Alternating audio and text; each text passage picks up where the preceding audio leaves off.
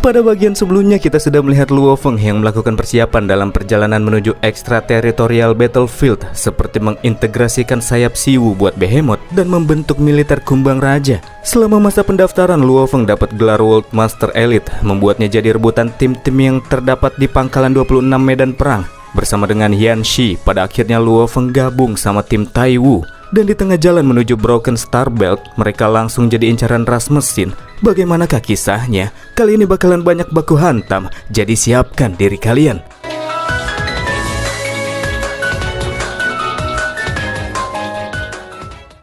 Pas lagi santai-santai di dalam kapal, tiba-tiba Luo Feng dan tim mendapatkan peringatan di mana mereka akan menerima serangan laser dalam 2 detik. Kejadian cepat dan tidak terduga itu sama sekali tak terhindarkan. Memang kapal yang mereka gunakan gak hancur, tapi gara-gara serangan tersebut kapal mereka terpental jauh, terombang-ambing menabrak beberapa asteroid sebelum akhirnya menancap ke salah satu dari puing angkasa tersebut.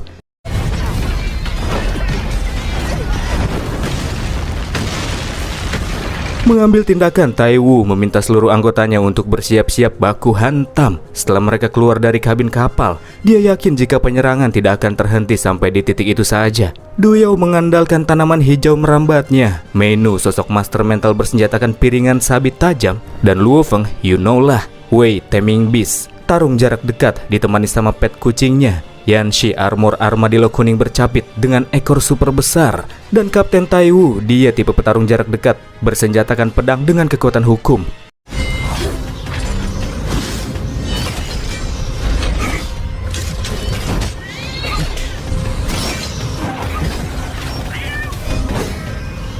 Tepat setelah mereka keluar, beberapa planet yang terdapat di sekitar area mulai mengeluarkan perangkat tersembunyi, melepaskan energi petir yang kemudian saling terhubung satu sama lain, membentuk barir petir yang merangkap tim Tai Wu di dalamnya. Jebakan perangkap tersebut dikenal sebagai penjara petir.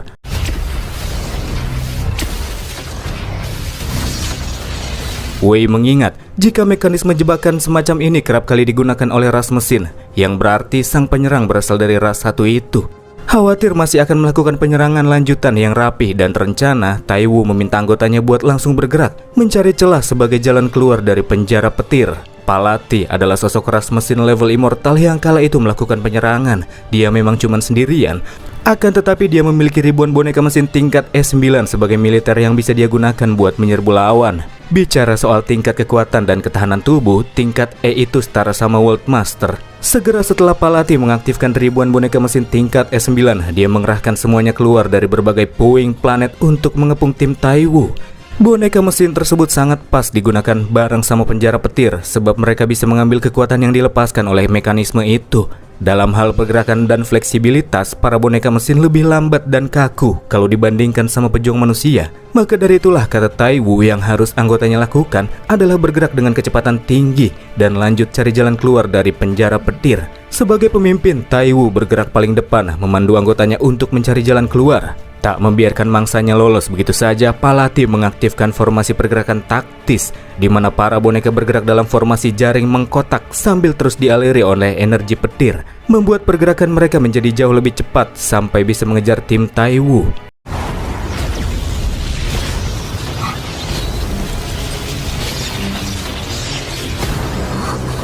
Ketika mereka berhasil mengejar pihak jagoan, para boneka mesin itu menyebar ke beberapa bagian, lalu mulai mengkonsentrasikan energi petir dari penjara petir menjadi sebuah jaring yang digunakan untuk melumpuhkan pihak jagoan.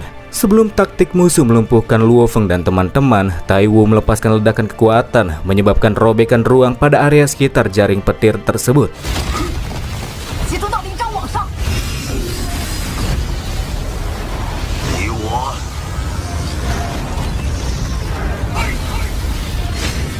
Setelah jaring menghilang, mereka pun berhasil lolos dari rencana penyerangan musuh di awal pertarungan. Hanya saja Tai Wu merasa jika pertarungan yang akan mereka hadapi nggak bakalan mudah, karena mereka telah disambut oleh sergapan ribuan boneka mesin di sekelilingnya. Pada akhirnya, karena nggak bisa lepas dari kejaran, mereka harus bertarung di dalam penjara petir, walaupun hal ini takkan menguntungkan bagi pihak jagoan. Yah, kata Du Yao si bocil sih, berantem aja. Toh setelah mencapai tujuan, ujung-ujungnya mereka juga bakalan berantem. Jadi sebelum berantem di sana, mereka akan berantem dulu di sini. Sementara tim Tai Wu memasang sikap siap tempur. Bagi Palati itu adalah momen baginya buat menjaring ikan. Tim Taiwu sendiri terdiri dari 1 Immortal dan 4 World Master. Bila menggunakan superkomputer untuk mengkalkulasikan hasil pertarungan, paling-paling Palati cuma akan kehilangan 27% dari total boneka mesin yang dia bawa. Makanya dia bakalan langsung hajar tim Taiwu yang dia yakini bisa dia urus cuma dengan sedikit bayaran. Taiwu, sang kapten tim yang udah level Immortal, menjadi inisiator, melakukan serangan perdana, memotong-motong para boneka mesin yang mendekat. Diikuti dengan Meinu dengan senjata mentalnya, dia juga bisa melibas musuh sebelum bisa mendekatinya.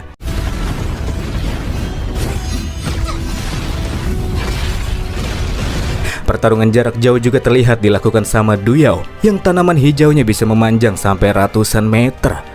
Wei, Taming Beast, kebanyakan yang gelut itu kucingnya. Dia aktifin mode pertama Giant Jet, membuat petnya menjadi besar. Dan selanjutnya aktifin mode kedua Speed of Jet, yang bikin petnya menjadi bisa bergerak wush wush.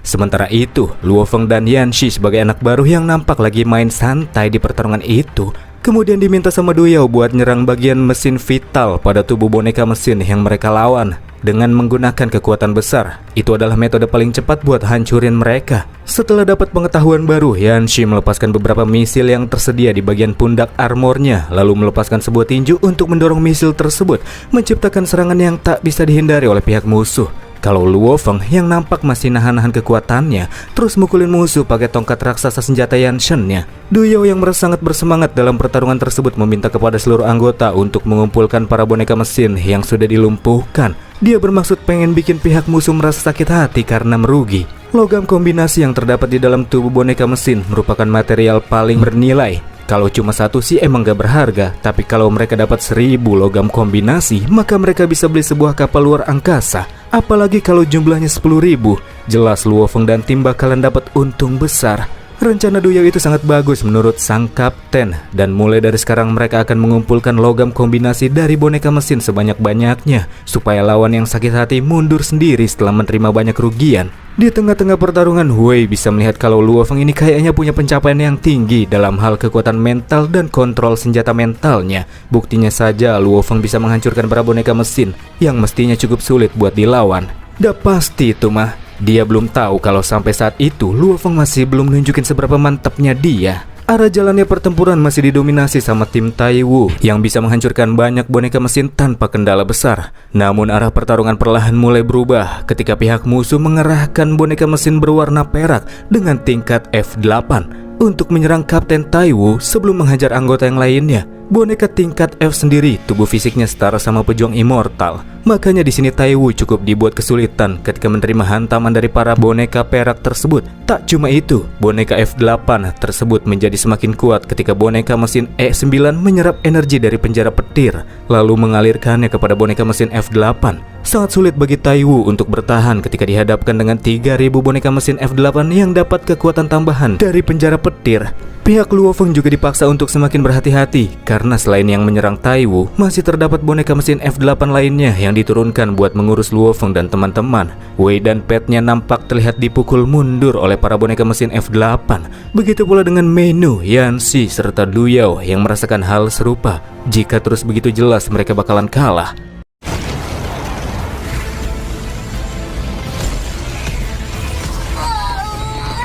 Sementara Luo Feng, dia sih terlihat masih asik sendiri mukulin musuh, dan dia jadi yang terakhir dikepung sama boneka F8.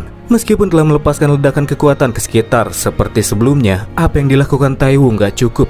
Musuh bisa kembali ke posisinya setelah dibuat terhempaskan. Pas kena tampol terus-terusan sama musuh, Taiwu mulai merasa jengkel gara-gara para boneka tanpa jiwa itu susah buat dihadapin. Situasi semakin memburuk ketika Taiwu menyaksikan di arah lain mulai dari Meinu, Duyao, Wei, Yanxi, dan si kucing. Mereka semua nerima sergapan musuh yang bikin tiap anggota nggak bisa bergerak secara bebas.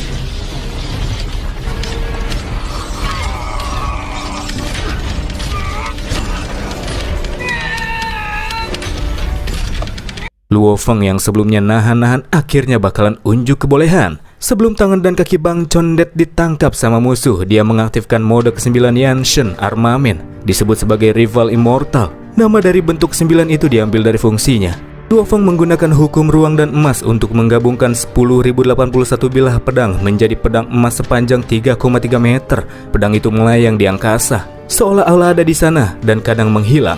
Ya, senjata tersebut dapat berpindah lokasi di tempat yang diinginkan oleh penggunanya. Dan inilah yang bikin para boneka mesin itu nggak bisa menghindar. Luo Feng yang diiringin sama bentuk ke-9 Yansen terus bergerak menolong rekan-rekannya yang lagi dikepung sama musuh. Main late game coek Bang Condet.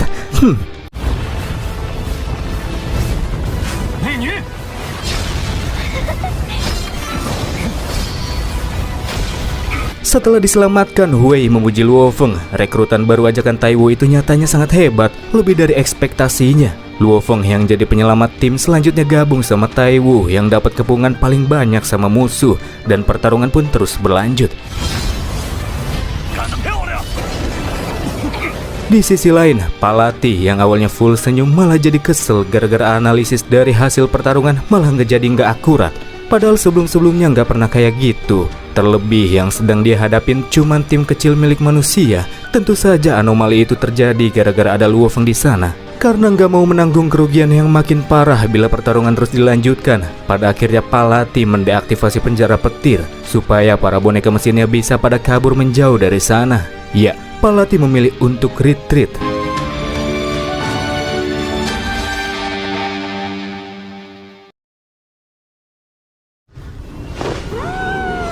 Setelah pertarungan berakhir dan perjalanan kembali dilanjutkan, Luo Feng dipeluk Mei Nu gara-gara jadi kuda hitam yang gak diprediksi sama lawan. Taiwu mengungkapkan jika seluruh anggotanya sudah merespon baik dalam penyerangan sebelumnya. Dan tentu Luo Feng merupakan petarung yang bikin sang kapten terkejut. Du Yao ngucapin terima kasih ke Bang Condet. Cuman dia ngaku kalau saja dia memperkuat tanamannya, dia pasti bisa ngelakuin apa yang dilakukan sama Luo Feng. Kalau soal bicara, bocil tersebut nampaknya gak mau kalah. Tapi diam-diam bocil satu itulah yang paling peduli pada rekan satu tim lebih dari siapapun. Sedikit ngeledek, Taiwu ceritain, dulu pas Du Yao ngira Taiwu sama Mei Nu tewas dalam suatu pertempuran, Du Yao jadi sangat sedih. Du Yao kayaknya malu kalau momen itu diceritain sama si kapten. Di masa lalu, pas tim Taiwu kekurangan personil, Du Yao sering merangkap banyak pekerjaan supaya bisa memperbesar tingkat kelangsungan hidup timnya. Sang kapten mengerti, hal itu Du Yao lakukan pasti agar kejadian di masa lalu tidak kembali terulang. Saat-saat dimana rekan tim yang paling akrab sama Du Yao terbunuh dalam suatu pertarungan. Namun sekarang, setelah Luo Feng dan Yanxi gabung ke tim Du Yao tidak akan menanggung semuanya sendirian lagi. Dia bisa mempercayakan punggungnya pada rekan timnya yang sudah jauh lebih kuat dari sebelumnya. Selama ini Du Yao sudah berjuang terlalu keras, kata sang kapten, yang bikin bocil tersebut mengsedih. Sangat emosional Du Yao ini, benar kata Taiwu sebelumnya yang bilang dia sering mengsedih.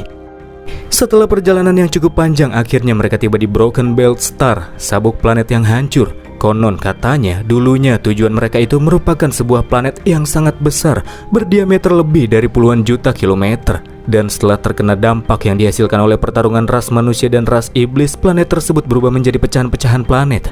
Planet itu berulang kali runtuh dan pecah dalam peperangan yang tak kunjung usai selama ratusan juta tahun. Sampai terjadilah pemandangan yang kini tim Taiwu saksikan. Di sekitar planet utama yang paling besar, terdapat banyak sekali puing-puing angkasa. Di antara pecahan itu banyak juga yang menjadi planet baru. Karena banyak sekali puing-puing di sekitar planet utama, area tersebut sangat berbahaya. Sebab sering digunakan oleh banyak ras untuk bersembunyi. Kerap kali pas lagi gelut, ras manusia diganggu oleh makhluk yang bersembunyi di puing-puing tersebut. Makanya tim-tim elit kecil seperti tim Taiwu ini dikirim ke sana. Tujuannya buat hancurin pos-pos ras asing yang lagi pada bersembunyi satu persatu. Tak berselang lama, kuota jasa militer pun dikeluarkan oleh pihak perusahaan. Jadi para anggota yang ikut dalam medan perang akan dapat poin kuota jasa militer berdasarkan perbedaan kekuatan. Untuk bisa meningkatkannya, yang perlu mereka lakukan adalah menghabisi banyak ras asing. Sebelum bisa mencapai target kuota yang ditentukan, mereka semua harus mematuhi tugas, melakukan operasi di sabuk bintang rusak. Jadi yang perlu mereka lakukan selanjutnya ialah menghabisi para prajurit ras asing sebanyak-banyaknya dan mendapatkan jasa militer yang banyak setelahnya. Dari tempat mereka sekarang kira-kira 900 kiloan jauhnya didapati gelombang energi World Master yang sedang bergerak mendekat. Du Yao minta semuanya buat hati-hati karena mereka yang berhasil mencapai tempat ini pasti bukan makhluk biasa dan sulit untuk dihadapi. Tiba-tiba Mei Nu ledekin bocil tersebut, panggil dia pakai nama imutnya, Xiao Chen Chen. Ya, lumayan lah tertawa sedikit biar situasinya nggak terlalu tegang.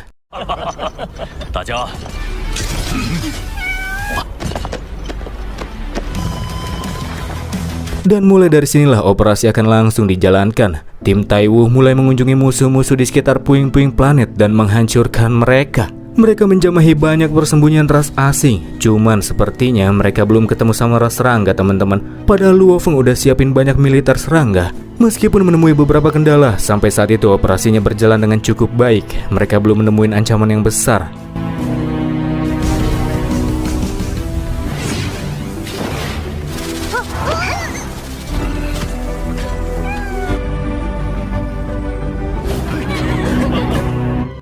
Masih dengan tujuan awal mencari pos-pos musuh yang bersembunyi di sekitar area Star Belt, Luo Feng dan timnya saat itu lagi santuy-santuyan nonton drama Cina yang bikin mereka pada terharu. Drama Cina emang gak ada lawan, kata sang kapten. Itu kembali mengingatkan Luo Feng pada saat-saat dirinya melamar Xu Xin dahulu, masa-masa yang sangat indah.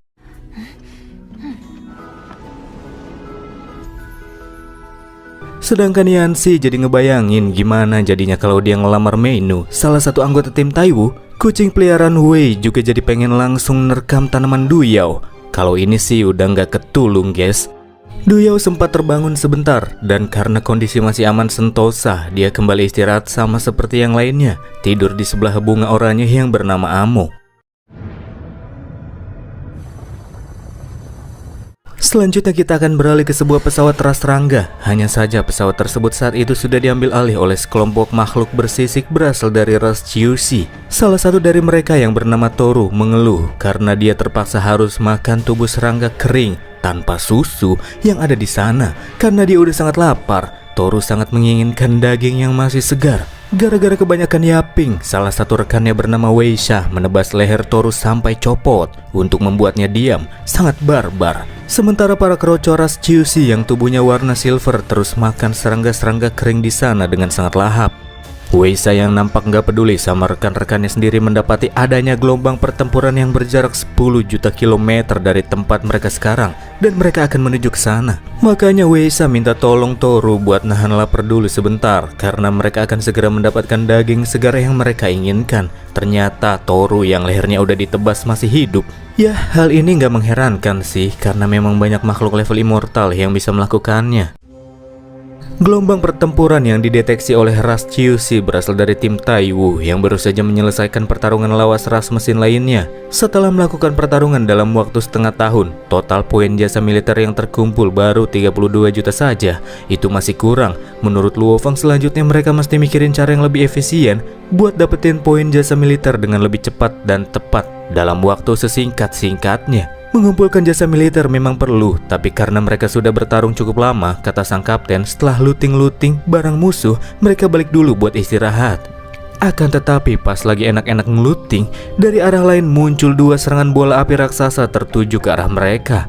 Bola api dengan tekanan kuat itu berasal dari sosok immortal yang cukup berbahaya, menandakan masih terdapat pejuang kuat dari ras lain yang masih mesti tim Taiwu hadapi. Taiwu menggunakan pelepasan energi cahaya buat ancurin dua bola api raksasa tersebut sebelum terdaratkan. Ledakan yang tercipta membuat anggota tim terhempaskan, namun mereka masih bisa mempertahankan posisinya. Aura kekuatan api sosok pejuang immortal yang muncul terasa familiar bagi Duyao. Sambil bocah tersebut mulai mengeratkan tinjunya. Lalu, siapakah musuh yang muncul?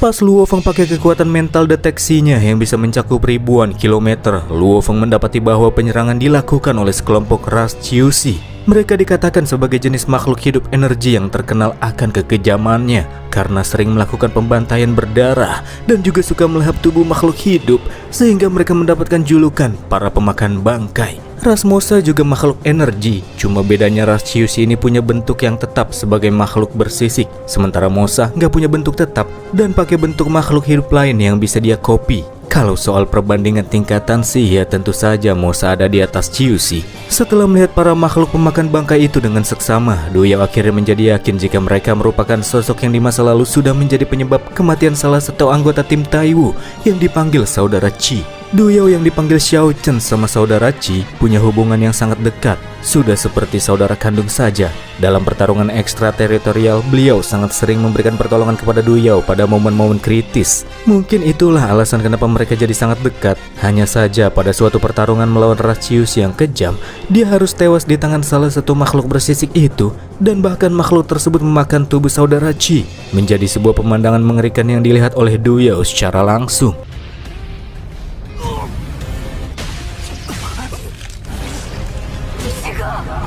Itulah kenapa sekarang Du Yao merasa sangat emosi ketika kembali melihat musuh lama yang sudah memakan saudara Qi kembali muncul di hadapannya. Du Yao dengan mata memerah nunjuk-nunjuk musuh berkata kalau itu adalah mereka, musuh bebuyutan tim Taiwu. Tatapan anggota lama tim Taiwu juga mulai dipenuhi oleh hasrat untuk melakukan pembalasan dendam. Cuman mereka sekarang berada dalam situasi yang kurang menguntungkan. Musuh memiliki 2 Immortal dan 20 World Master, sementara tim Taiwu cuma 1 Immortal dan sisanya World Master. Gak peduli sama jumlah lawan yang lebih banyak, Du Yao yang udah kebelet pengen balas dendam bertindak cukup impulsif, mendekat ke arah lawan dengan begitu barbar, memasang mode tempur dan mulai melepaskan tumbuhan-tumbuhan untuk menangkap tubuh Ratchius. Sama seperti tim Taiwu yang mengingat lawannya, sekelompok makhluk bersisik itu juga mengingat kalau tim Taiwu adalah musuh yang dahulu melarikan diri pas melawan mereka. Gak disangka pas ketemu lagi malah kembali mau ngelawan mereka. Di awal pertarungan, Du Yao adu serangan sama Toru, makhluk bersisik hijau yang pakai 2 Dagger sebagai senjatanya. Yang bikin Du Yao tambah emosi ialah pas mereka lagi gelut, Toru mengungkapkan kalau pejuang dari tim Taiwu yang dulu dia makan rasanya sangat amat lezat. Rasa lezat itu bahkan masih dirinya ingat, padahal sudah bertahun-tahun terlewati, seakan masih ada sisa daging yang nyelip di mulutnya. Gara-gara Du Yao maju duluan, dia pun auto langsung dikepung sama musuh yang pada langsung ngelilingin dia. Untuk membebaskan Du Yao dari pengepungan Kapten Taiwu dari arah kejauhan melepaskan lepasan energi yang mengandung kekuatan hukum ruang dan cahaya. Serangan tersebut membuat musuh yang lagi ngepung Du Yao pada terpental.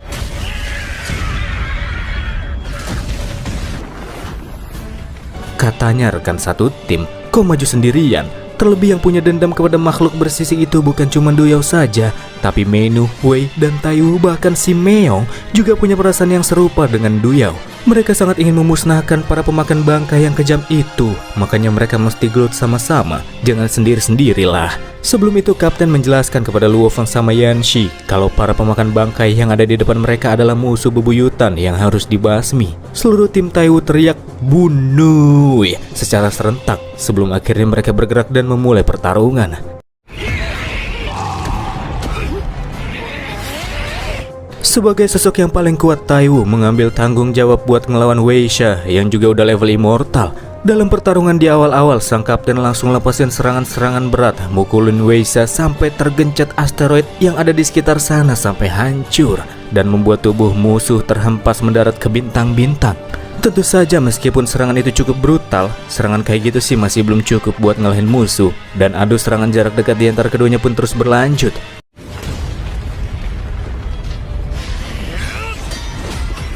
Di arah lain, Du Yao yang masih dipenuhi oleh emosi harus bertarung dengan Toru yang udah makan bronya.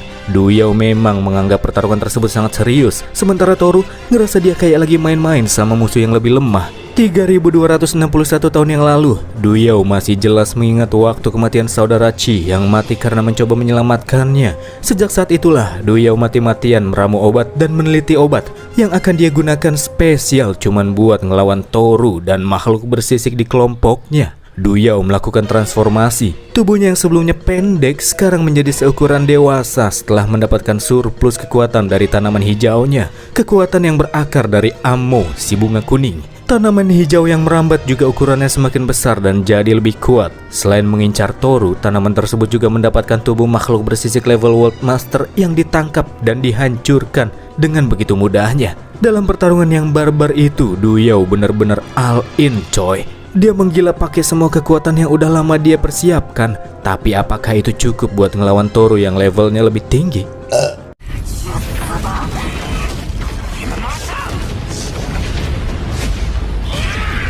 Sementara Du Yao lagi menggila, di sisi lain Luo Feng dan lainnya yang berhadapan dengan para krocok nampak dibuat cukup kesulitan.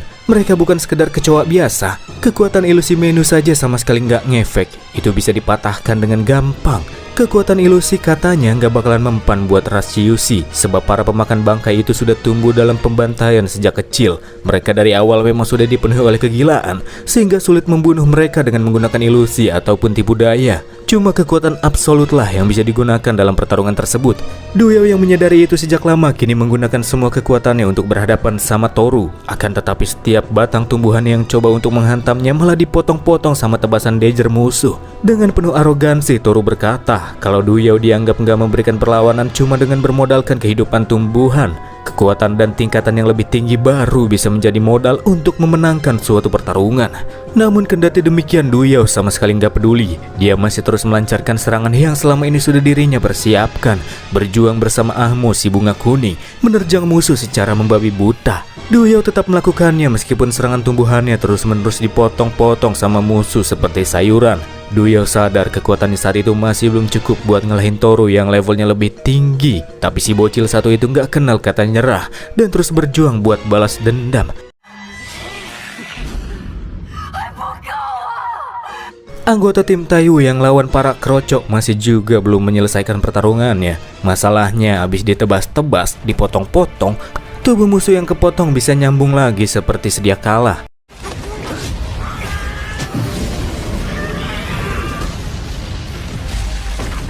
Wajah penuh rasa jengkel terlihat dari Yancy.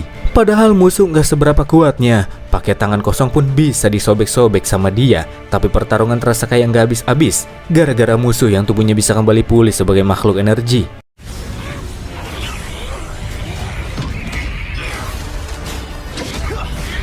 Luofeng yang dikelilingin sama para kroco juga bisa nebas-nebas mereka dengan gampang. Dan pada saat itulah Luofeng melihat terdapat gumpalan bulat aneh memancarkan energi kebiruan dari salah satu musuh. Membuatnya berpikir pasti inilah celah yang bisa Bang Condet incar.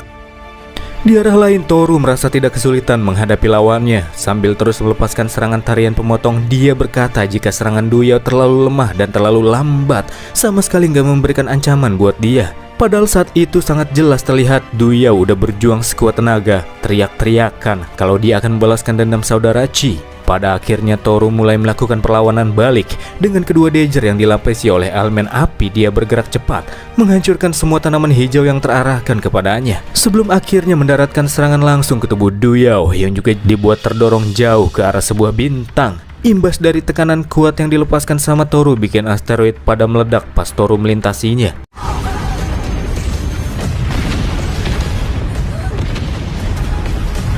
Sementara Duyao ada di cengkraman musuh di arah lain, pada akhirnya Luofeng kembali membuka jalan kemenangan buat timnya menggunakan bentuk ke-9 Yansen, Ken Rival Immortal, yang bikin pedangnya bisa ngebling, menarik sebuah gumpalan kebiruan dari dalam tubuh musuh yang diyakini sebagai core, mengumpulkannya dan menerbangkannya tinggi-tinggi sebelum akhirnya menebas-nebas core tersebut. Dan ya, setelah core-nya dihancurkan, tubuh para kroco itu pun tiba-tiba ikut meledak dengan sendirinya. Memang sangat super jurus Mang Condet.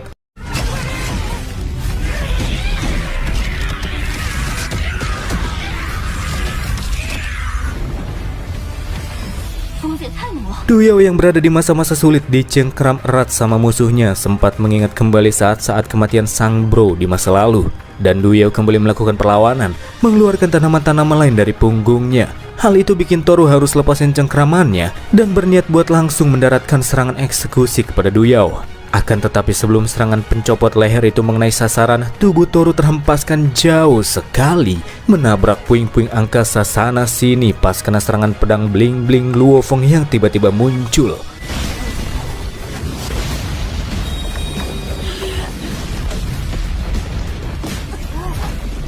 Habis kena serangan tersebut, Toru sama sekali nggak nyangka jika di tim yang dia lawan masih ada yang bisa menyaingi level immortal.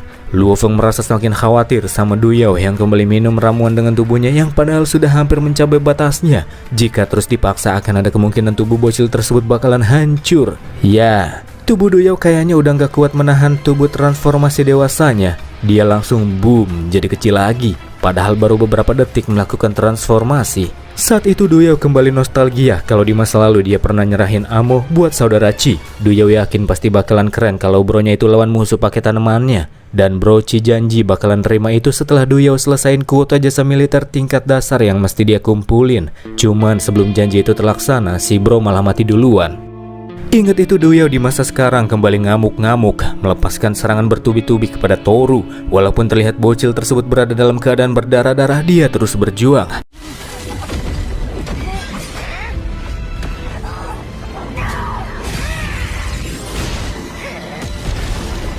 Pergerakan Duyao yang mendekat secara langsung ke arah musuh dan membuatnya tertusuk Dager terlihat sangat gegabah. Tapi justru itulah yang diincar sama Duyao. Ketika Dager musuh menembus cukup dalam di tubuhnya, Toru nggak bisa lepasin itu. Ditambah Duyao juga ngeluarin tanaman lain buat membungkus tubuh mereka berdua. Dan boom!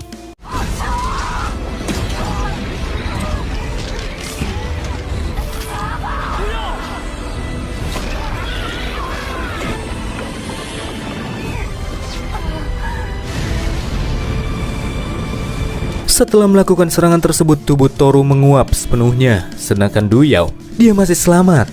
Dendam berhasil terbalaskan. Tapi pertarungan masih belum usai karena masih ada Wei Sha yang gelut sama Kapten Taiwu.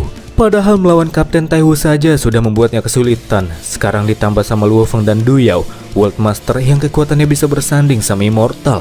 Hal ini bikin Wei Sha berada dalam masa-masa sulit. Kalau tim Taiwu bareng-bareng lawan dia, maka habislah. Daripada harus mati, pada akhirnya Wei Sha lebih memilih untuk melarikan diri dari sana dengan mengorbankan 10% tubuh immortalnya untuk menghasilkan ledakan. Ketika ledakan terjadi, padahal cuma 10%, tapi itu sudah cukup buat mentalin Luo Feng dan timnya sangat jauh dan musuh bisa kabur dari TKP.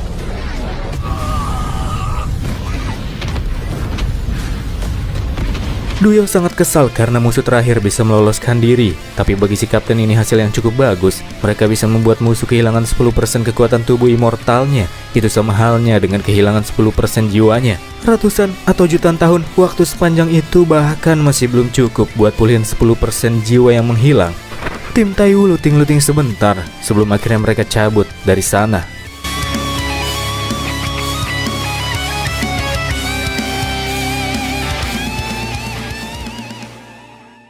Di luar area Star Belt terdapat sebuah pesawat yang melaju dengan kecepatan tinggi, dan itu adalah pesawat Wei Sha yang sebelumnya kabur dari pertarungan setelah meledakkan dirinya. Pemahamannya tentang hukum akan menjadi melambat, makanya Wei Sha sangat emosi kepada tim Taiwu dan berjanji bahwa dia akan menghabisi mereka semuanya. Ketika meledakkan diri, Wei Sha sempat meninggalkan sebuah cincin ruang milik Crash Demon yang dia sembunyikan di salah satu lapisan terdalam senjatanya, tempat di mana terdapat Wei Sha meninggalkan jejak kekuatan mentalnya. Dengan demikian, maka dia bisa melacak keberadaan tim Taiwu dimanapun mereka berada. Tim Taiwu menurutnya nggak bakalan sadar akan hal itu, sebab hanya pejuang immortal tingkat tinggi saja yang bisa merasakan jejak mental tersebut. Di lain hal, Wei Sha juga sempat mendengar kalau ras demon itu akan memberikan hadiah tertentu bagi mereka yang bisa membunuh jenius dari ras manusia. Contohnya seperti sosok jenius manusia tingkat World Master dengan kekuatan immortal kayak Luo Feng sama Duyao. Dia yakin pasti bakalan bisa menarik hati para ras demon.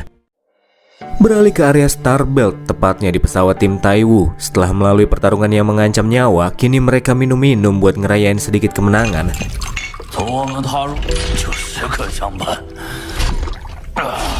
Sambil mafuk-mafukan, si kapten berkata, sejak dirinya mengarungi medan perang ekstrateritorial, dia sudah melihat banyak kematian yang menyertainya.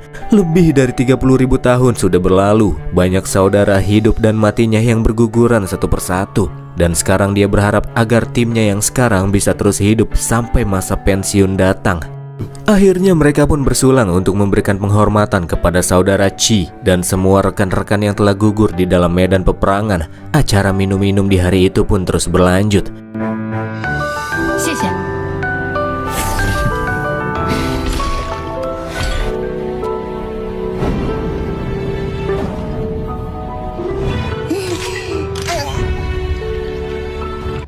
Sementara itu Wei Sha yang sebelumnya menjauh dari Star Belt kini telah kembali masuk ke dalamnya. Namun dia tidak sendirian. Dia kali ini membawa 3 makhluk yang berasal dari ras demon. Salah satu dari mereka yang punya tubuh humanoid ular berasal dari keturunan kerajaan bernama Meng Wenna. Ketika Wenna melepaskan kekuatan domain hukum esnya kepada Wei Sha, makhluk hijau yang tubuhnya dibekukan itu bisa merasakan tekanan kekuatan yang mengerikan. Padahal yang lagi ada di hadapannya sekarang cuma sekedar bonekanya saja. Sebelum akhirnya Weisa kasih tahu kalau 3 menitan lagi pesawat mereka akan saling berjumpa dengan target. Menurutnya alat deteksi punya World Master manusia itu cukup primitif, jadi bisa dipastikan kalau pihak musuh nggak akan sempat melakukan persiapan ketika ras demon melakukan penyerangan. Mang Wena di sini mulai mengagung-agungkan ras demon, menganggap jika ras manusia sama sekali nggak sebanding sama rasnya. Dia yakin suatu hari nanti ras demon pasti bakalan pantat-pantatin ras manusia dengan kejam. Apa iya? Taiwu sama pesawat primitifnya emang sama sekali nggak sadar sama kedatangan musuh, tapi Luo Feng dia bisa mendeteksinya. Mendapati bahwa pesawat musuh yang mendekat dengan kecepatan tinggi itu diisi sama 3 boneka ras demon dan 1 immortal ras Kyushi. Luo Feng sangat yakin kalau ras Kyushi itu pasti makhluk hijau yang sebelumnya sempat kabur dan kini kembali untuk melakukan balas dendam setelah mendapatkan tambahan kekuatan yang cukup. Luo Feng sendiri bisa mendeteksi musuh karena dia punya perangkat deteksi kelas atas yang harganya 10 juta Huan Yuan. Barang itu benar-benar sangat berguna selama penjelajahan. Karena timnya belum tahu kedatangan musuh, Luo Feng dengan santai ngasih tahu kalau ada 1 pesawat.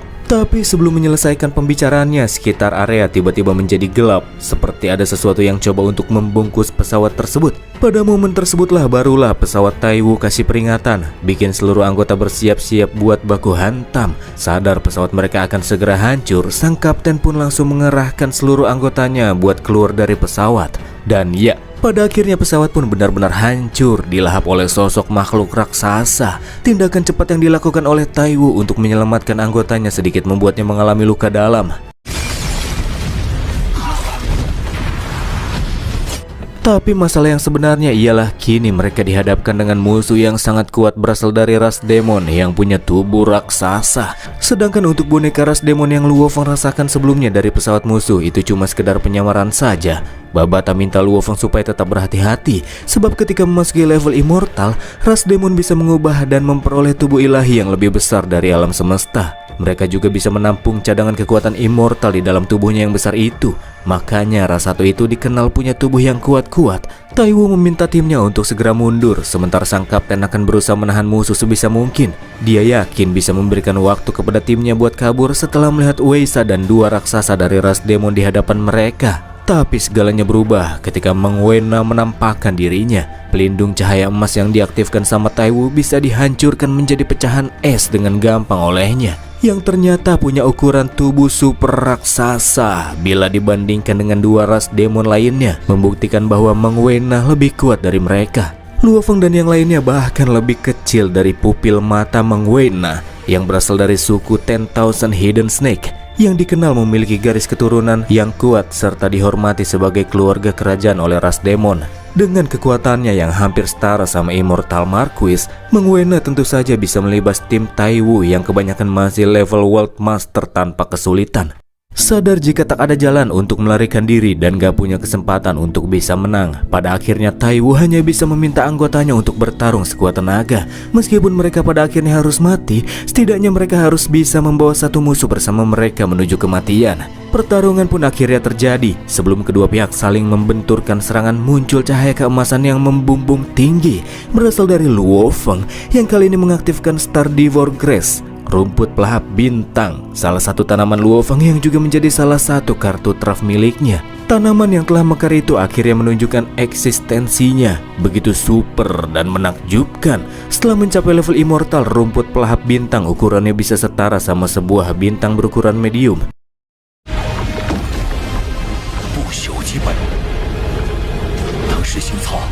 Setelah menunjukkan diri, tanaman tersebut bisa dengan mudah menangkap dan meremukkan tubuh 2 ras demon raksasa serta Weisa yang sama sekali nggak bisa kabur dari jangkauan serangan yang sangat luas.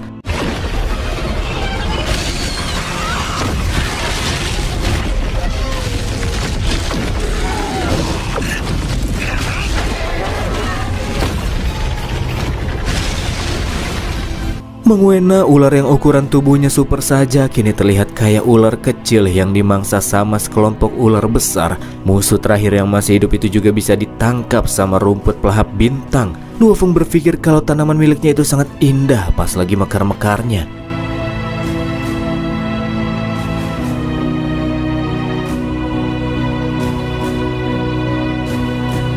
Meskipun berhasil ditangkap berulang kali, tapi Wena masih bisa selamat melarikan diri dengan menggunakan kekuatan hukum esnya. Hanya saja rumput pelahap bintang gak biarin dia buat kabur. Dalam pengejaran yang terus terjadi, Wena sadar jika dia tidak bisa melarikan diri dari kejaran musuh. Makanya dia berniat untuk memanggil bala bantuan dari ras demon yang lebih kuat. Di arah lain, Luo Feng sendiri sadar jika Wena berniat untuk memanggil bantuan. Terlebih lagi meskipun rumput pelahap bintang lebih kuat dan bisa mengikat musuh, tapi itu masih belum cukup untuk menghabisinya. Gara-gara musuh bisa meloloskan diri berulang kali dari kekuatannya. Karena dipaksa untuk membunuh musuh sebelum bala bantuan tiba, tim Taiwu akan ikut berpartisipasi. Mereka bergerak bersama untuk memberikan bantuan kepada rumput pelahap bintang. Begitu pula dengan Luo Feng yang bergerak dan langsung maju paling depan sambil menenteng-nenteng pedang sama perisai yang sempat dikasih sama gurunya. Tim Taiwu, khususnya Du Yao, baru tahu kalau Luo Feng ini sebenarnya petarung jarak dekat toh, bukan master mental yang gelut dari arah kejauhan. Luo Feng kemudian memerintahkan rumput pelahap bintang buat berhenti melakukan pengejaran kepada musuh dan fokus untuk membuat perlindungan, membungkus Meng Wena di dalamnya. Rumput pelahap bintang yang nurut pun langsung bikin medan seperti bola rumput raksasa. Sadar jika rumput-rumput itu tak lagi mengejarnya, Meng Wena beranggapan kalau ras manusia yang dia lawan sudah gila ya. Mereka nggak akan bisa melakukan perlawanan tanpa rumput-rumput tersebut. Cari mati, kata Wena yang mulai menyelimuti seluruh medan dengan kekuatan esnya, membentuk domain. Bercanda, kata Mang Condet yang mampu menghancurkan domain es milik musuh, bahkan menyeretnya masuk ke dalam proyeksi dunia batin Behemoth, tempat di mana Luo Feng adalah dewanya.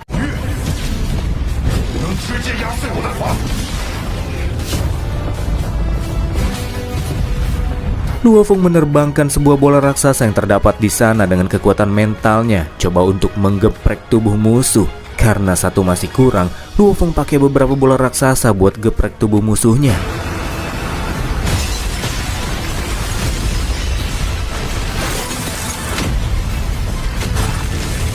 Tapi nampaknya itu masih belum cukup untuk menghabisi Wena yang bisa selamat. Dia menggunakan kekuatan hukum esnya buat hancurin bola-bola tersebut dan bisa terbebaskan. Melakukan perlawanan, Wena menggunakan kemampuan penghisapnya yang luar biasa, membuat proyeksi dunia batin mulai mengalami keruntuhan sedikit demi sedikit.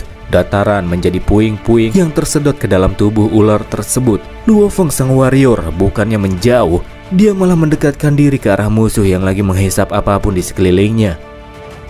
Menyaksikan Luo Feng yang mendekat dan berniat melakukan sesuatu, Wena beralih dari mode penghisap ke mode semburan hukum es. Semburan es musuh seakan bisa membekukan apapun dalam sekejap mata. Akan tetapi Luo Feng bisa bertahan berkat perisai dewa binatang yang digenggam erat olehnya. Pada momen tersebutlah counter attack terjadi. Luo Feng menghempaskan perisainya ke arah musuh untuk menghentikan semburan es dan menutup mulut si ular. Sebelum akhirnya Luo Feng menggunakan Seven Shadow Kill yang dikombinasikan sama hukum ruangnya menjadi akhir dari pertarungan yang terjadi.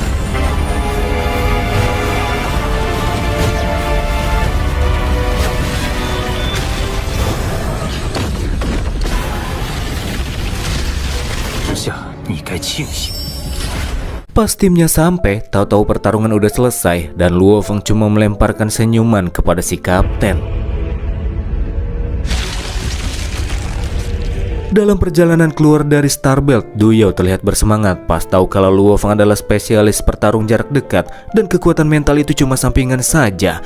Bahkan Luo Feng bisa-bisanya udah nguasain teknik 9 Yansen Armament. Luo Feng sangat kuat, kata Meinu. Bisa-bisanya seorang World Master membunuh puncak immortal tingkat Lord. Situasi yang menyenangkan tahu-tahu berubah jadi agak dramatis. Karena Luo Feng sudah menghabisi musuh dari 10,000 Hidden Snake level immortal, dia akan mendapatkan 1 miliar jasa militer. Selanjutnya Luo Feng bisa bebas tugas dan pergi dari tim Taiwu. Luo Feng jadi nggak enak karena memang dia harus pergi. Luo Feng cuma bisa minta maaf. Setelah melihat kekuatan tempur Luo Feng yang sebenarnya, Taiwu jadi merasa malu karena dia mesti menahan Luo Feng untuk tetap berada di timnya yang lemah. Waktu Luo Feng jadi terbuang sia-sia karenanya, Taiwu merasa jika mereka akan jadi beban kalau mereka kembali ketemu sama musuh yang kuat. Jadi keputusan Luo Feng untuk pergi memang keputusan paling baik dan mereka pun berpelukan. Sebelum Luo Feng pergi, Du Yao mengungkapkan kebanggaannya karena bisa bertarung bersama dengan Mang Condet. Sementara Meinu yang memeluknya berharap kalau Luo Feng di masa depan dan udah jadi orang sukses, jangan lupalah sama mereka. Meinu juga sedikit godain Duyao. Kalau saja Duyao punya kaki panjang dan jangkung, pasti dia juga bakalan memeluknya. Dan akhirnya mereka pun berpisah dan berjanji suatu hari akan berjumpa kembali.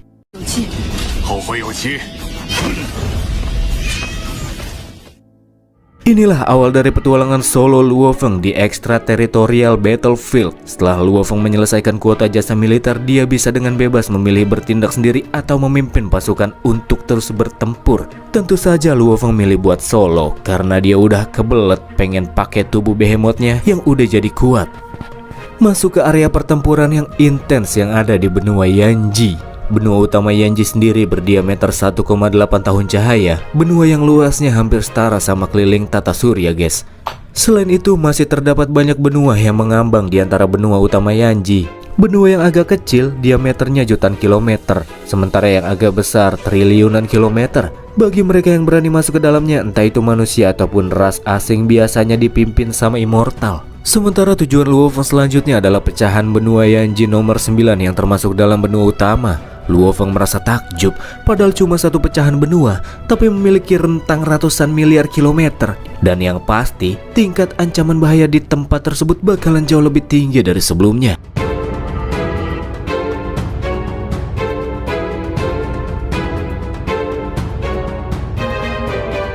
Destinasi medan perang yang akan Luo Feng kunjungi adalah Pulau Kabut Pasir yang lokasinya tak jauh dari benua utama Yanji. Pulau Kabut Pasir memiliki lokasi geografis yang sangat baik, dan karena pulau tersebut diselimuti oleh kabut sepanjang tahun, tempat itu menjadi lokasi yang sangat pas bagi para petarung buat membangun markas persembunyian. Sehingga Pulau Kabut Pasir yang begitu strategis menjadi rebutan berbagai ras. Kalau dibandingkan dengan benua utama Yanji, Luo Feng yakin pasti musuh yang bisa dijumpai di sana bakalan lebih sedikit dan juga lebih lemah. Sangat cocok buat dijadiin batu loncatan sebelum memasuki benua utama. Jadi Luo Feng menetapkan Kabut Pasir sebagai langkah awal baginya untuk mengumpulkan pengalaman serta informasi yang dibutuhkan.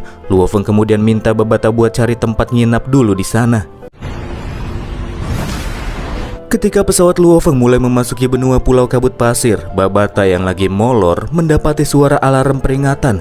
Dengan begitu bersemangat, Babata langsung kasih tahu Luo Feng yang lagi meditasi kalau AI tersebut mendapatkan sesuatu yang sangat menarik. Karena di antara para pasukan manusia yang lagi berperang ada sosok yang sangat Luo Feng kenali, dan dia adalah Bang Nolan. Siapa sangka di medan perang luar angkasa yang begitu luas, Bang Condet malah bisa ketemu lagi sama musuh lamanya itu. Apa ini yang dinamakan dengan takdir? Luo Feng masih ingat dulu Bang Nolan menggunakan keluarganya dan para bawahannya untuk mengancam Luo Feng dan membunuh warga bumi. Kira-kira kejadian tersebut 4000-an tahun yang lalu. Setelah hidup cukup lama, Luo Feng janji kalau hari ini akan jadi hari kematian Bang Nolan Shan. Situasi di permukaan sendiri saat itu sedang terjadi pertempuran dengan skala menengah antara legion manusia dengan ras demon. Ras demon yang punya tubuh fisik lebih besar mendominasi arah jalannya pertarungan. Tapi bukan berarti pihak manusia nggak bisa memberikan perlawanan yang berarti.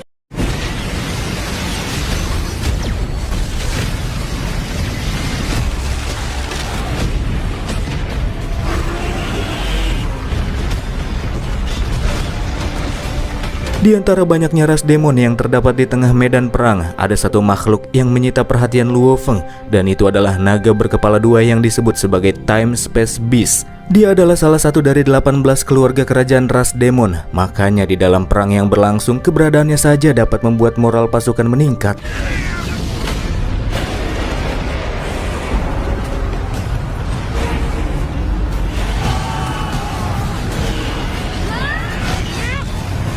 Time Space Beast juga sangat kuat. Mata peraknya dapat mempengaruhi waktu, sedangkan mata emasnya dapat mempengaruhi ruang. Dan ketika keduanya digunakan secara bersamaan, kekuatan domain hukum ruang dan waktu miliknya akan menjadi berlipat ganda kuatnya. Makanya di dalam pertarungan yang sedang berlangsung, meskipun pihak manusia melepaskan hujan serangan ke arahnya, Time Space Beast sama sekali nggak kena satupun serangan. Dia dapat menghindarinya dengan begitu mudah. Bahkan dia juga bisa memberikan serangan langsung kepada pihak manusia dengan cukup mudah pula.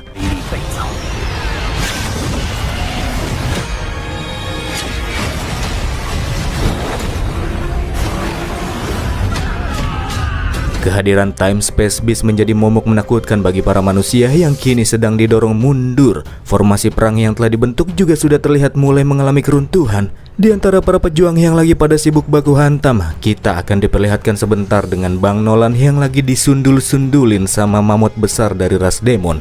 Tapi Nolan gak mokai karena dia dapat bantuan dari rekan-rekannya di medan perang tersebut. Rekan-rekan yang sudah berbagi kehidupan sama dia di sana. Saat itu Bang Nolan sudah mencapai World Master tingkat ketiga. Luo Feng tidak menyangka masih ada saja orang yang mau menjadi tameng daging buat orang licik kayak gitu. Belum tahu aja sifat aslinya. Pada saat itu, walaupun pesawat Luo Feng sudah menghilangkan keberadaannya, tapi komandan pasukan manusia yang sedang terlibat dalam peperangan meminta bantuan dari Bang MC yang berhasil mendeteksinya. Babata yakin kalau si komandan perang pasti dapat lokasi Luo Feng dari sistem aliansi perusahaan virtual. Karena badannya udah pegel-pegel, pengen dibacok, Luo Feng akhirnya setuju buat ikut perang, bantu para pejuang manusia yang lagi pada kesusahan.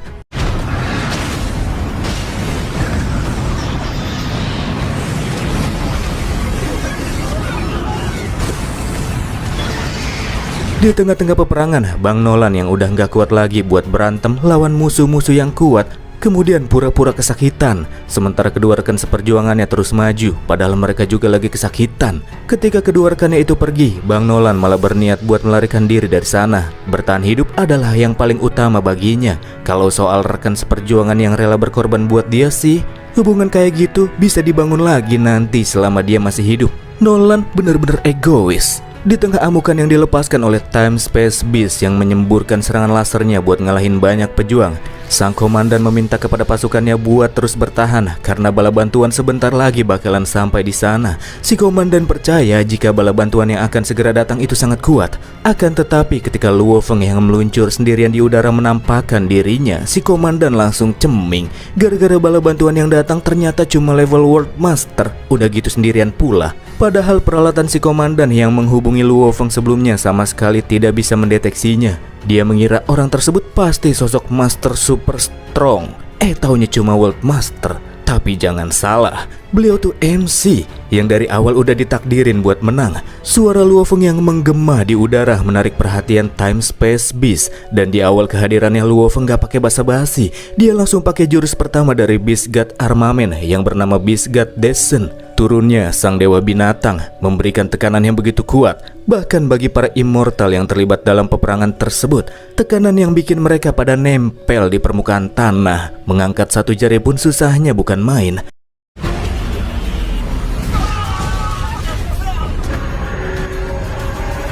Namun di antara semua makhluk di sana, Time Space Beast yang bisa menggunakan hukum ruang dan waktu bisa melakukan perlawanan, bergerak meskipun dengan cukup memaksa, dan bahkan mencoba untuk menargetkan serangannya kepada Luo Feng. Menyaksikan musuh kuat yang menghampirinya, Luo Feng menyeringai, seakan memang momen itulah yang sudah dia tunggu-tunggu. Ketika kedua domain saling berbenturan, Luo Feng memperbesar domain miliknya untuk melahap kekuatan musuh, mengirimkannya menuju proyeksi dunia batin Behemoth. Dan gak pakai basa-basi, pas musuh masuk ke dalam proyeksi, Luo Feng melepaskan cakar perobek langit buat ngerobek-robek tubuh Time Space Beast cuma dengan satu gerakan.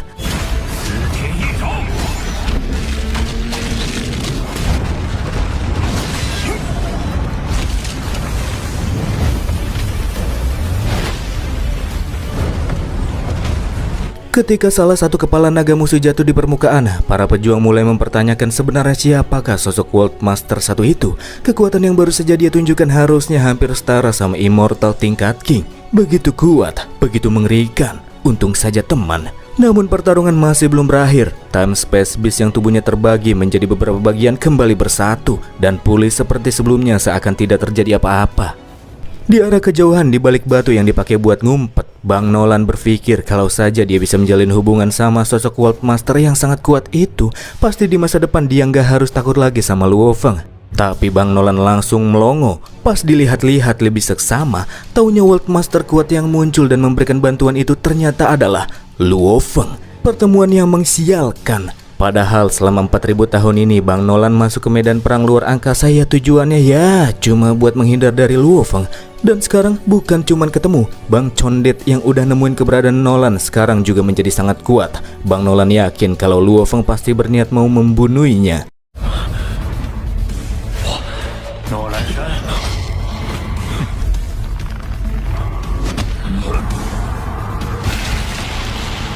Tapi meskipun merasa sangat ngeri, Nolan gak bakalan mundur, apalagi bersembunyi, sebab terdapat peraturan militer yang menyatakan bahwa seorang pejuang tidak diperbolehkan untuk membunuh rekan seperjuangannya selama berada di medan peperangan luar angkasa. Terus berada di dalam militer dan berada di bawah mata semua orang. Dengan cara itulah Nolan yakin dia bisa terus hidup, sebab Luo Feng tidak akan bisa menyentuhnya.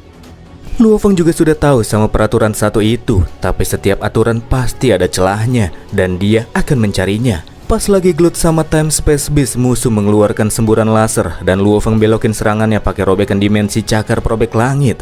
Wah, langsung dapat inspirasi nih beliau. Nolan yang sebelumnya sembunyi kembali berantem.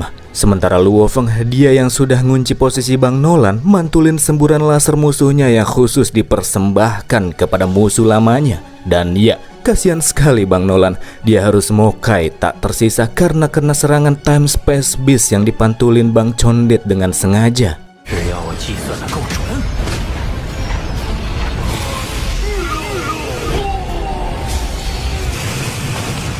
Kasihannya sebentar saja ya, karena pertarungan masih belum selesai.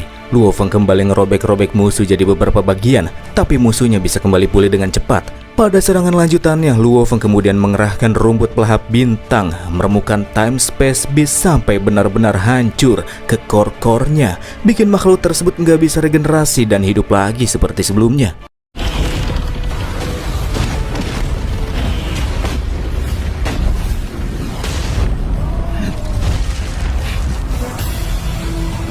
Luo Feng juga sekalian melibas para ras demon yang tersisa pakai rumput pelahap bintangnya. Di tengah situasi yang kurang menguntungkan, tanaman tersebut muncul dan mulai melilit kaum ras demon, membawa pihak manusia pada kemenangan.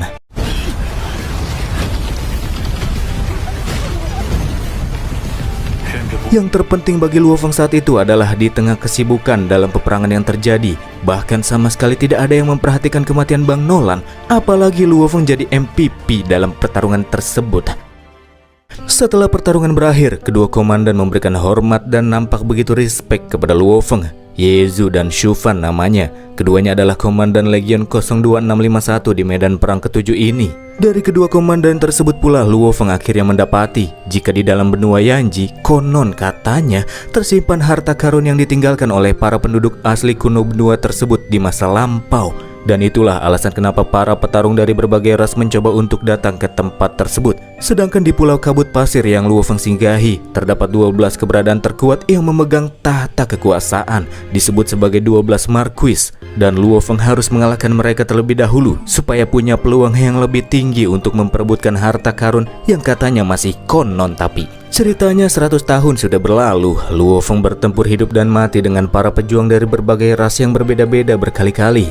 Gara-gara Luo Feng sering pakai rumput pelahap bintang level immortalnya yang kuat, secara bertahap pula Luo Feng mulai dikenal dan kehadirannya mulai ditakutin sama ras asing di Pulau Kabut Pasir. Tak lupa pula Luo Feng mengasah pengalaman bertarungnya. Sekarang dia sudah bisa menggabungkan kekuatan Dewa Binatang dengan teknik berpedang Seven Shadow Blade, yang setelah disempurnakan terciptalah jurus ulti yang namanya Seven Absolute Blade.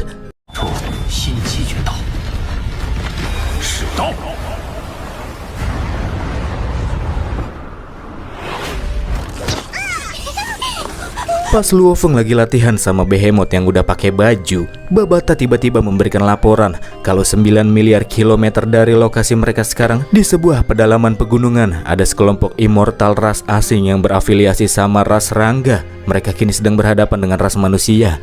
Dan ternyata para manusia yang lagi terlibat dalam pertarungan tersebut dikalahkan dengan cukup telak. Salah satu dari mereka yang selamat bahkan rela bersujud dan menyerahkan hartanya kepada musuh asalkan bisa selamat. Kelompok musuh berisikan 12 orang immortal, gabungan dari ras bintang sama ras kau. Pikir Luo Feng kayaknya mereka bakalan pas nih buat mencoba-coba teknik barunya. Suku Kawi yang punya tubuh logam dan batu kemudian main-mainin manusia yang mohon ampunan kepadanya, memerangkapnya sampai mokai di dalam gumpalan batu hitam dengan bobot super berat. Mereka pada tertawa setelah melihat manusia yang minta ampunan dan pada akhirnya tetap dilibas juga. Seorang pejuang dari ras bintang pun menyelah, menyuruh agar para batu itu jangan terlalu arogan. Kalau mereka sampai ketemu sama World Master Pelahap Bintang maka habislah. World Master Pelahap Bintang adalah julukan buat Luo Feng, sosok yang mulai aktif 100 tahun yang lalu dan dikabarkan kekuatannya setara sama 12 Marquis Pulau Kabut Pasir. Para batu itu yakin kalau World Master pelahap bintang itu cuma orang yang levelnya lebih rendah dan bisa kuat karena mengandalkan tanaman immortalnya, jadi dia masih tidak bisa dibandingkan sama 12 Marquis. Para batu itu pede, selama mereka bergabung sebagai pejuang immortal, mereka pasti bisa menghabisi si World Master pelahap bintang itu. Tak berselang lama, suara Luo Feng tiba-tiba menggema di dalam kabut yang mengepul di udara dan berkata, daripada ngoceh-ngoceh dari belakang, mending mereka langsung baku hantam air dari depan. Hentakan dari kekuatan Luo Feng menghancurkan dinding gunung di area belakang musuh. Menyadari kehadiran sang World Master pelahap bintang, pejuang dari ras bintang memberikan hormat, berkata kalau mereka nggak mau musuhan sama Bang MC dan memintanya buat pergi saja. Tentu saja Luo Feng gak bakalan biarin mereka pergi, terlebih mereka adalah orang-orang yang berada di bawah kubu ras Rangga. Dikatakan bahwa ras bintang merupakan makhluk yang pandai membentuk ulang tubuhnya, sedangkan ras Kau karena tubuhnya tercipta dari logam dan batu, pertahanan mereka jadi sangatlah kuat. Di antara para bawahan ras Rangga yang ada, mereka termasuk dalam ras terbaik, ancaman besar bagi ras manusia yang harus dimusnahkan. Para batu memang cukup arogan, tapi Luo Feng yang muncul seorang diri di depan kelompok immortal juga nggak kalah arogannya. Lalu, siapakah yang bakalan menang di antara orang-orang sombong ini? Pemahaman Luo Feng tentang kekuatan Dewa Binatang sudah semakin mendalam. Sebelumnya cuma cahaya emas saja yang terlihat, tapi sekarang bentuk Dewa Binatangnya juga sudah mulai terlihat. Pas immortal di pihak musuh bisa Luo Feng masukin ke dalam proyeksi dunia batin dengan cukup mudah. Sementara musuh yang dilahap di dalamnya melakukan berbagai macam serangan, mencoba menghancurkan proyeksi dunia batin yang dibikin sama Luo Feng dan coba untuk mencari jalan keluar. Mereka malah dilahap sama Dewa Binatang. Walaupun cuma sekedar proyeksi saja, kekuatan Dewa Binatang itu real. Sudah berakhir saja, padahal baru mulai. Sangat membosankan, kata Luo Feng.